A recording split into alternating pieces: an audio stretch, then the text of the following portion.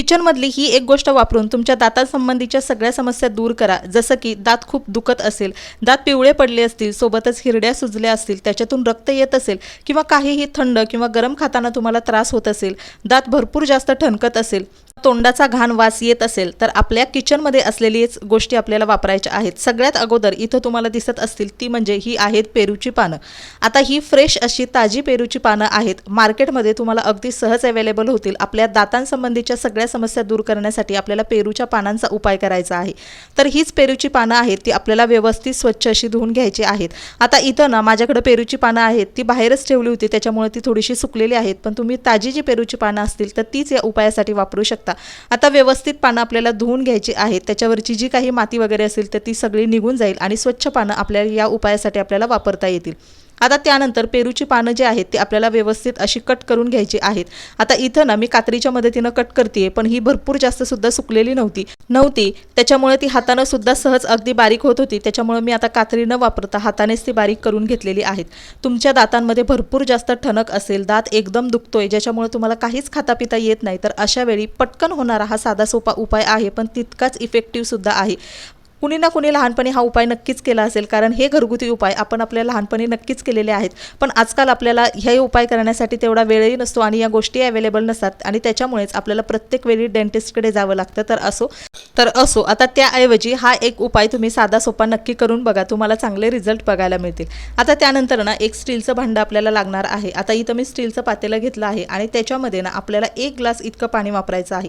आता पाण्याची क्वांटिटी तुम्हाला जितका त्रास होत असेल त्यानुसार कमी जास्त सुद्धा करू शकता। जर तुम्हाला भरपूर जास्त त्रास होत असेल तर पाण्याची क्वांटिटी डबल सुद्धा करू शकता आणि नॉर्मली जर दाताला थोडीशी कळ बसत असेल किंवा कधीतरी दात दुखल्यासारखा होतो तर अशा पद्धतीने 1 ग्लास इतकं पाणी मी घेतलेलं आहे। पाणी थोडंसं आपल्याला गॅसवरती ना उकळत ठेवायचं आहे, हलकंसं पाणी कोमट होतंय तोपर्यंत ना।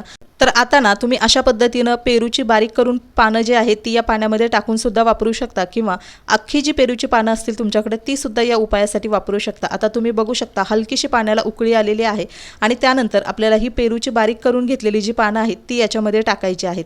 आता त्यानंतर ना गॅस आपल्याला पूर्ण बारीकच ठेवायचा आहे, भरपूर जास्त हाय फ्लेमवर सुद्धा सगळी प्रोसेस करायची नाही, मीडियम टू लो फ्लेमवर आपल्याला सगळी प्रोसेस करायची आहे। चमच्यानं व्यवस्थित आपल्याला ही पेरूची पानं पाण्यामध्ये हलवून घ्यायची आहेत, जेणेकरून पेरूच्या पानांमधली जी काही आवश्यक पोषक तत्व आहेत जी आपल्या दातांचं आरोग्य व्यवस्थित ठेवून दातदुखी कमी करण्यासाठी आपल्याला फायदेशीर ठरतील। आता तुम्ही इथं बघू शकता हलकीशी पाण्याला उकळी सुद्धा आलेली आहे, पाण्याचा कलर सुद्धा चेंज होतो, याचा अर्थ पेरूच्या पाण्यातली जी काही पोषक तत्व आहेत, जे काही न्यूट्रिएंट्स आहेत ते सगळे या पाण्यामध्ये उतरलेले आहेत। आता त्यानंतर ना अजून आपल्याला गॅस सुरूच ठेवायचा आहे, मिश्रण हलकंसं थोडंसं पाण्याची क्वांटिटी कमी होईपर्यंत आपल्याला गॅसवर ठेवायचं आहे। आता त्यानंतर इथं आपल्याला अजून एक गोष्ट ॲड करायची आहे ती म्हणजे लवंग। कधी कधी आपला दात इतका दुखायला लागतो कारण आपल्या दातामध्ये थोडीशी सूजसुद्धा आलेली असते, हिरडी सुजलेली असते आणि त्याच्यामुळे आपल्याला काही खाता पिता किंवा गिळतासुद्धा येत नाही, तर अशा वेळी तुम्हाला इथं लवंग ॲड करायची आहे। पण जर तुमच्या हिरडीला सूज वगैरे काहीच आली नसेल तर तुम्हाला इथं लवंग ॲड करण्याची अजिबात गरज नाही आहे। आणि लवंग इथं ॲड करताना शक्यतो फूल असलेली अख्खी लवंग आपल्याला घ्यायची आहे, बिना फुलाची लवंग आपल्याला वापरायची नाही आहे। तर तुम्ही इथं बघू शकता मी इथं 2 ज्या लवंग आहेत ज्याला फूल आहेत त्या इथं ॲड केलेल्या आहेत। आता या पेरूच्या पाण्यामध्ये आपण 2 लवंगसुद्धा टाकलेले आहेत आणि पुन्हा हे मिश्रण आहे ते व्यवस्थित हलवून आपल्याला घ्यायचं आहे।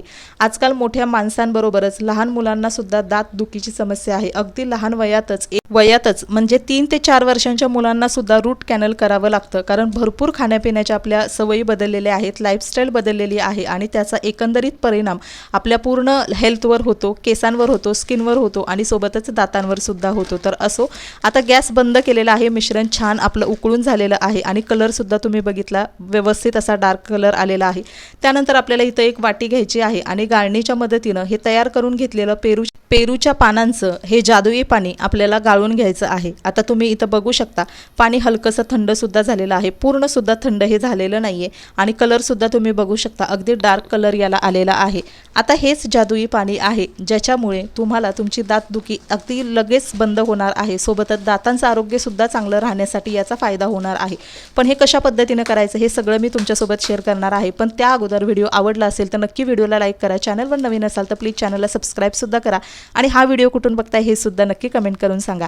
आता याच्यामध्ये अजून एक गोष्ट आपल्याला इथे ॲड करायची आहे, हे तुम्हाला दिसतंय ते म्हणजे मीठ। आता इथं बारीक मीठ मी घेतलेलं आहे, दातदुखी आपल्याला कमी करण्यासाठी याच पेरूच्या पानांच्या रसामध्ये जो आपण काढा बनवून घेतलेला आहे त्याच्यामध्ये आपल्याला साधारणतः छोटा अर्धा चमचा इतकं मीठसुद्धा घालायचं आहे। व्यवस्थित असं हे मिक्स करून घ्यायचं आहे, जेणेकरून मीठ जे आहे या पाण्यामध्ये व्यवस्थित असं लगेच विरघळलं जाईल। आता हे थोडंसं पाणी कोमट आहे तेव्हाच आपल्याला मीठ टाकायचं आहे, ज्याच्यामुळे मीठ ना अगदी सहज विरघळतं आणि छान इफेक्टिव्ह असं आपलं हे पेरूचं जे काही काढा आहे तर तो होतो, जो आपल्या दातांच्या सगळ्या आरोग्यांसाठी फायदेशीर ठरतो। अगदी तुमची दातदुखी कितीही असेल ना तर ती पटकन कमी होण्यासाठी हा साधा सोपा उपाय तुम्ही सुद्धा एकदा नक्की करून बघा। कुणी ना कुणी लहानपणी हा उपाय नक्की केला असेल, कारण पूर्वी डॉक्टरकडे जाण्याच्या ऐवजी पहिले आपण हे अशा पद्धतीनं घरगुती उपायच करत होतो। तर असो, आता हे जे पाणी आहे ते नॉर्मल रूम टेम्परेचरला येईपर्यंत आपल्याला थंड करून घ्यायचं आहे आणि त्याच्यानंतर आपल्याला एक ग्लास घ्यायचा आहे आणि या ग्लासमध्ये हे पाणी टाकायचं आहे। आता इथं पाणी कोमटच आहे, पण तुम्ही वापरताना हे पाणी पूर्णपणे थंड करून घ्या आणि मगच या घरगुती उपायासाठी वापरा। आता याच पाण्यानं तुम्हाला पूर्ण चुळा भरायच्या आहेत, पूर्ण तोंडामध्ये पाणी घ्यायचं, सगळीकडे फिरवायचं आणि खळखळून अशा पूर्ण पाणी संपेपर्यंत चुळा भरायच्या आहेत। बघा, लगेच तुम्हाला आराम पडणार आहे। आता याची क्वांटिटी तुम्ही कमी जास्त प्रमाणात सुद्धा करू शकता। आता दुसरा उपाय सुद्धा मी तुमच्यासोबत शेअर करते, याच्यामध्ये आहे ती म्हणजे तुरटी, जी शुद्ध केलेली तुरटी आहे। ही कशा पद्धतीने शुद्ध करायची हे सुद्धा मी आधीच्या व्हिडिओमध्ये सांगितलेलं आहे, तुम्ही तो व्हिडिओ नक्की बघू शकता। किंवा तुम्हाला याबद्दल काही माहिती हवी असेल तर मला नक्की कमेंट करून सांगा, मी त्याचं सुद्धा रिप्लाय तुम्हाला नक्की करेन।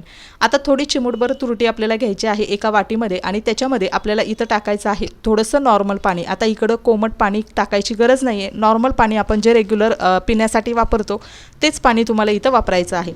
आता ह्या पाण्यामध्ये तुरटी जी आहे ती व्यवस्थित अशी मिक्स करून घ्यायची आहे, जेणेकरून तुरटी अगदी सहज या पाण्यामध्ये विरघळली जाईल आणि तुरटीचं ऑलरेडी आपण जे प्युरिफिकेशन आहे ते करून घेतलेलं आहे, ज्याच्यामुळे ती आपल्या दातांसाठी सुद्धा भरपूर फायदेशीर ठरणार आहे। तुरटीचा सुद्धा दातांच्या आरोग्यासाठी भरपूर चांगला फायदा होतो। हा सुद्धा उपाय तुम्ही दररोज करू शकता।